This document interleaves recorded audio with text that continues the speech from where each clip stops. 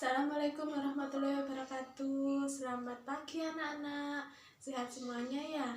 Alhamdulillah sehat semuanya. Sehingga kita bisa bertemu pada hari ini. Ayo sekarang dicek temannya satu bangku siapa yang tidak hadir? Hadir semua? Alhamdulillah kalau hadir semua. Sebelum memulai pembelajaran hari ini, mari kita berdoa menurut agama masing-masing. Ayo Doni silakan memimpin doa.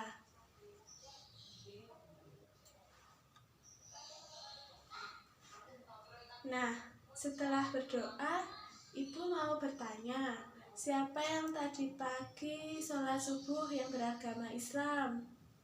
Ayo, pinter-pinter semua di sini yang beragama Islam sholat subuh. Sholatnya masih bolong-bolong apa tidak anak-anak? Masih, ya nggak apa-apa untuk belajar ya.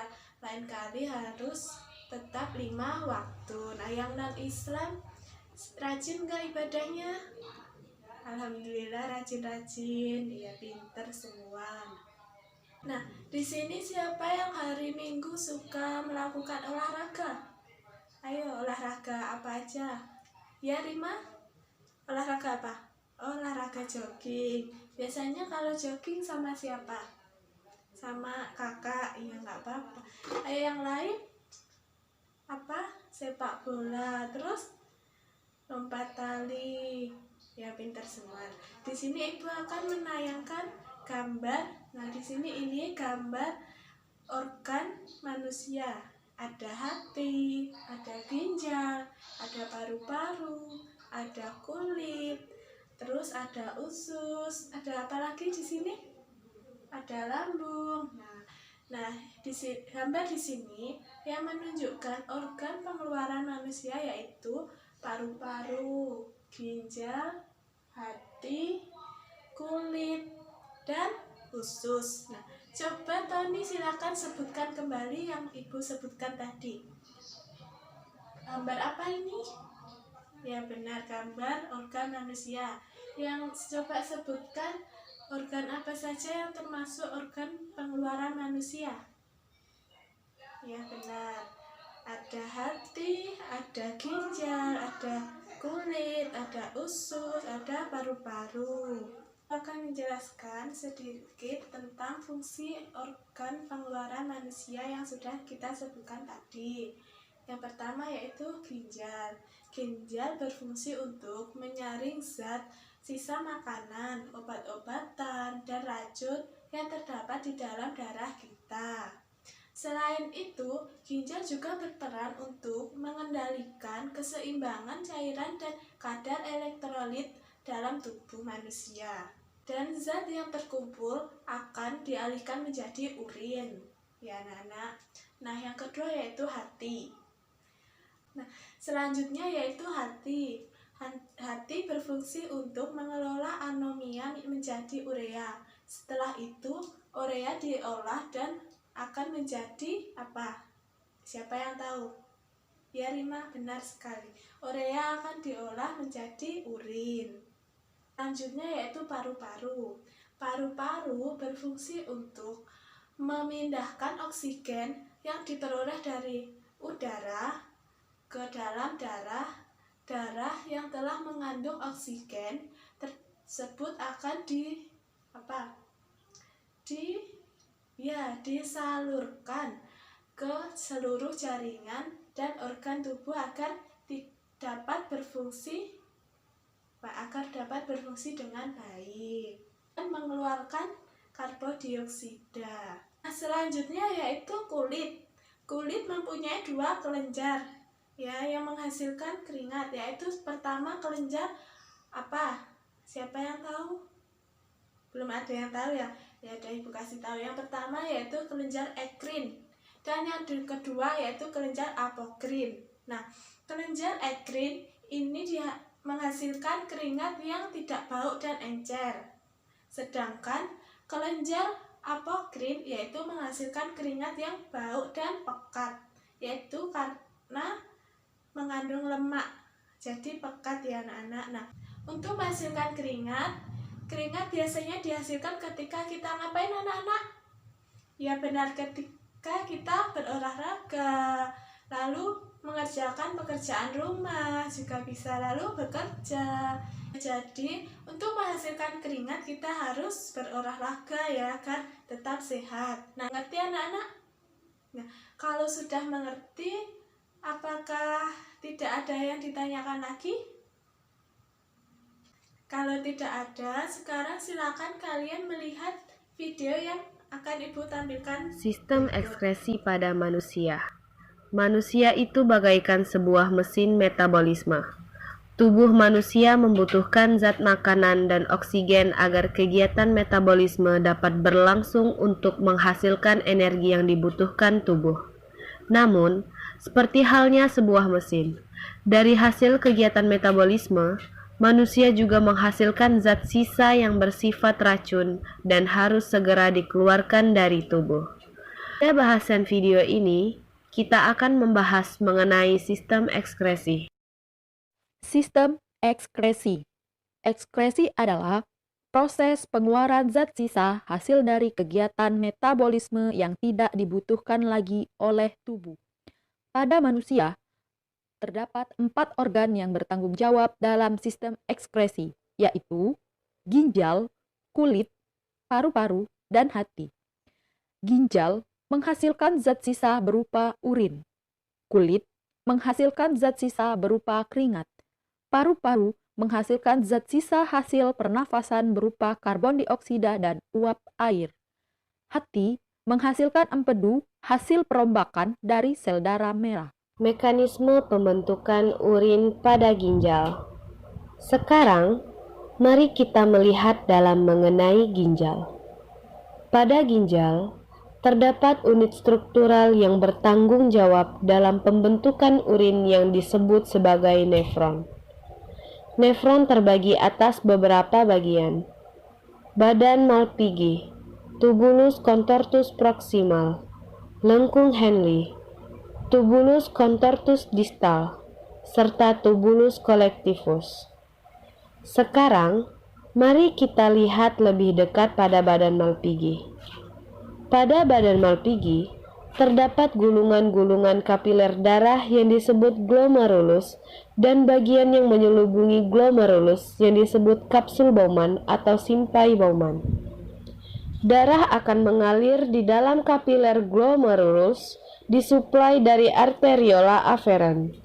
Afferent berarti masuk, dan keluar melalui arteriola efferent.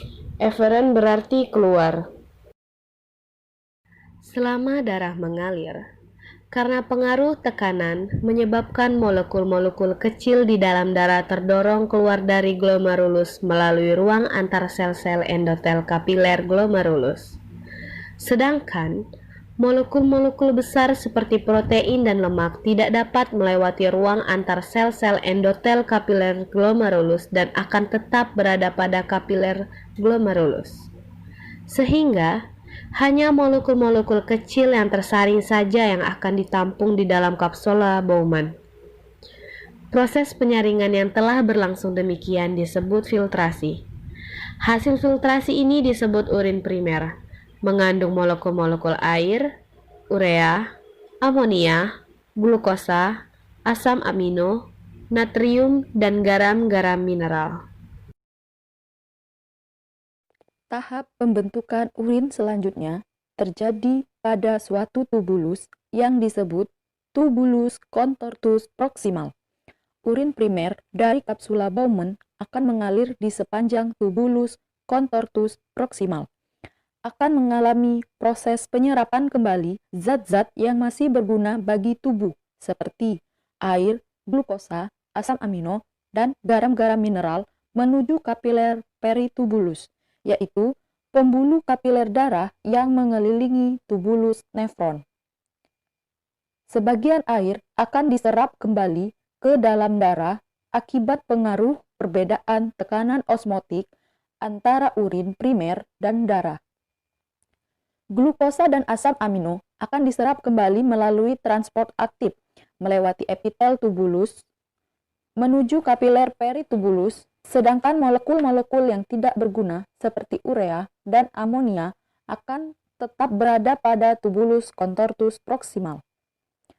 Proses penyerapan kembali yang telah berlangsung disebut reabsorpsi. Hasil dari reabsorpsi disebut sebagai urin sekunder, yaitu urin yang sudah tidak lagi mengandung zat-zat yang masih berguna seperti glukosa dan asam amino. Menyisakan zat sisa yang tidak berguna lagi seperti urea, amonia, dan sebagian kecil garam-garam mineral. Selanjutnya, urin akan mengalir memasuki daerah tubulus yang melengkung dan menyempit, disebut lengkung Henle. Daerah lengkung Henle dapat dibagi menjadi dua, yaitu daerah turun atau descendant dan daerah naik atau ascendant. Urin yang melewati daerah turun akan tetap mengalami reabsorpsi, sedangkan daerah naik akan mengalami agmentasi. Agmentasi akan dibahas pada tubulus selanjutnya. Selanjutnya, urin akan memasuki tubulus tempat berlangsungnya proses terakhir pembentukan urin, disebut tubulus contortus distal. Di dalam tubulus distal, urin sekunder akan mengalami proses augmentasi, yaitu proses penambahan zat sisa yang tidak diperlukan dari kapiler peritubulus ke tubulus. Zat sisa yang tidak diperlukan lagi ini berupa hormon yang tidak digunakan lagi oleh tubuh, zat antibiotik, zat obat-obatan dalam jumlah berlebih atau yang tidak digunakan lagi oleh tubuh, amonium, dan zat-zat lainnya. Hasil dari augmentasi adalah urin sebenarnya, yang terdiri dari sebagian besar molekul air, urea, amonia, serta molekul tambahan yang tidak digunakan lagi oleh tubuh, seperti zat hormon, zat kimia obat-obatan, dan garam-garam mineral. Selanjutnya, urin sebenarnya akan memasuki tubulus kolektivus atau tubulus penampung yang nantinya akan mengalir menuju pelvis. Organ ekskresi lainnya. Selain ginjal, organ ekskresi lain pada tubuh manusia adalah kulit, paru-paru, dan hati. Baiklah, yang pertama adalah kulit. Kulit terbagi atas dua lapisan, epidermis dan dermis. Lebih lanjut dibahas pada bab sistem integumen. Pada bagian dermis, terdapat kelenjar keringat yang berfungsi menghasilkan keringat yang mengandung air dan garam-garam mineral. Keringat dihasilkan ketika kapiler pembuluh darah bawah kulit melebar karena pengaruh panas atau pengaruh hormonal dan sebagainya. Darah akan melewati lapisan bawah kulit atau subkutan lebih banyak. Sebagian air dan garam mineral akan berdifusi menuju kelenjar keringat, kemudian akan dihasilkan sebagai keringat yang nantinya akan keluar menuju pori-pori kulit. Paru-paru. Pada paru-paru terdapat alveolus, tempat terjadinya proses difusi oksigen dan karbon dioksida. Proses ini menyebabkan oksigen masuk ke dalam darah dan karbon dioksida dilepas menuju ruang alveolus. Dari alveolus, karbon dioksida kemudian dilepaskan keluar dari tubuh.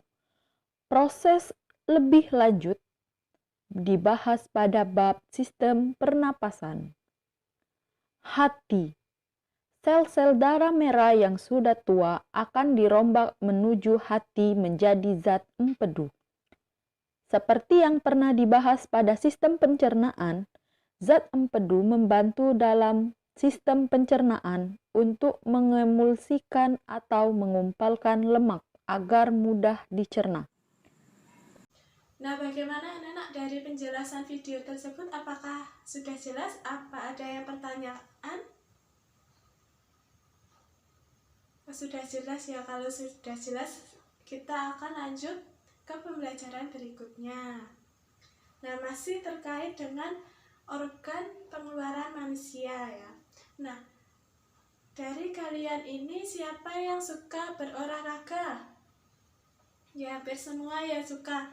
Rima, kenapa tidak suka olahraga? Hah? Karena capek ya. Jadi nggak boleh ya anak-anak. Jadi kita itu harus sering-sering olahraga biar tubuh kita mengeluarkan keringat ya anak-anak. Ya selanjutnya, Dino suka olahraga apa? Oh, suka olahraga lari. Terus ya, Diana suka apa? Suka berenang. Setiap minggu berenang ya pasti? Oh enggak, berapa biasanya? Biasanya 2 minggu. Oh, ya, nunggu liburan ya?